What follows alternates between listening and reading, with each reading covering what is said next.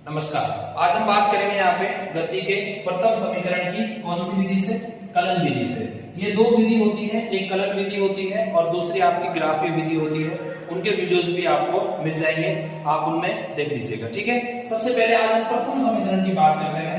अगर हम ओवरऑल देखें, देखो कोई रटना नहीं है आपको, यहाँ कलन विधि के लिए थोड़ा समाकलन की जरूरत पड़ती है और समाकलन अगर आपको नहीं आता है तो आप डिस्क्रिप्शन में जाके लिंक पे जाके और वहां समाकलन का वीडियो देख सकते हैं, वहां समाकलन सीखें और फिर आप ये सीख सकते हैं। ठीक है, तो आज हम यहाँ पे बात करें, अपने को सबसे पता है कि अपने जो प्रथम समीकरण वो क्या होती है, v = u + at। ये अपना प्रथम समीकरण है।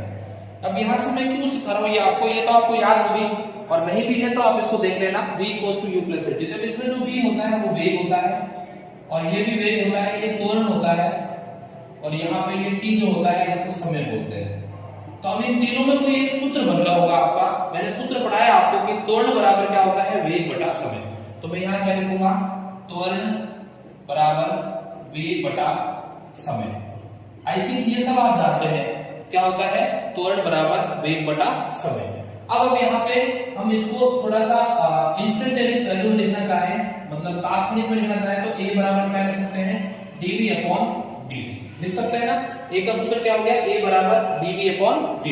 अब इस p को हम इधर ले जाएंगे तो ये सूत्र क्या बनेगा आपका, a dt = dv। यानी ये वाली जो स्थिति है ना, ये किसको रिप्रेजेंट करती है, समाकलन। यहाँ पे तो वेग के सापेक्ष हो जाएगा समाकलन और यहाँ पे समय के सापेक्ष हो जाएगा। तो हम यहाँ बोल सकते हैं कि दोनों तरफ समाकलन लेने पर तो हम समाकलन ले लेते हैं, ये समाकलन a और dt, यहाँ भी हमने समाकलन ले लिया और dv। अब बात आती है कि सर यहाँ पे लिमिट लगाएं। देखो यहाँ जो लिमिट लगेगी वो v में लगेगी यानी वेग में लगेगी, और यहाँ जो लिमिट लगेगी वो किस में लगेगी, टाइम में लगेगी। तो मैं यहाँ पे बात करूं, इसको आगे यहाँ पे बात करें तो जो लिमिट्स होगी अपनी, अगर मैं बात करूं तो लिमिट जो वेग में होगी, वेग में ध्यान रखना यहाँ लिमिट जो होगी वो u से v होती है। क्या होती है, u से v। u क्या है यहाँ पे, प्रारंभिक वेग, और स्मॉल v क्या है यहाँ पे, अंतिम वेग। तो अब यहाँ से लिमिट लगाएंगे तो वेग में तो होगी u से v, और समय में यहाँ पे जो लिमिट लगेगी वो लगेगी 0 से स्मॉल t। क्या हो गई, 0 से स्मॉल t।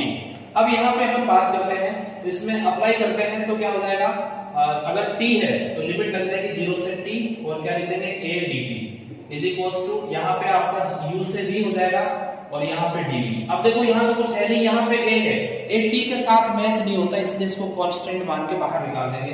तो ये बाहर निकल गया तो क्या हो गया, 0 से t, और यहाँ पे क्या बचेगा, 1 dt यहाँ तो कुछ है ही नहीं कॉमन, और 1 को तो निकाल के आप कर भी क्या लोगे, तो यहाँ पे क्या जाएगा 1 dv और ये हो गया u और ये हो गया v। अब इसका 1 का t के रेस्पेक्ट में अपन समाकलन करेंगे तो कांस्टेंट क्वांटिटी का समाकलन वही होता है जिसके रेस्पेक्ट में आप करते हो। तो यहाँ 1 का t के रेस्पेक्ट करेंगे तो क्या बन जाएगा, t, और लिमिट लगा तो 0 t।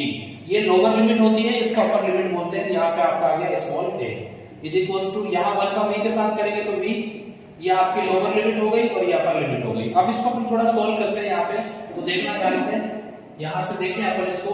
तो सबसे पहले a को a लिखो और फिर अपर लिमिट क्या होती है t और फिर माइनस लोअर लिमिट, तो क्या लिखेंगे, t की जगह t -0। तो ये इसको सॉल्व कर दिया, यहाँ u की जगह u रखेंगे और फिर रखेंगे, सॉरी v रखेंगे और फिर u रखेंगे।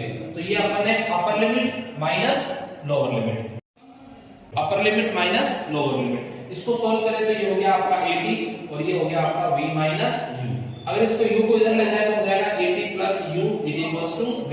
तो यहाँ सूत्र बन गया v = u + 80। ये आपका क्या होता है, गति का प्रथम समीकरण होता है। और कौन सी विधि से सीखा है हमने यहाँ पे, ये कलन विधि से सीखा है। ठीक है, इसी प्रकार दूसरी वीडियोस में हम आपको दूसरा समीकरण और तीसरा समीकरण भी सिखाएंगे। ठीक है, थैंक यू।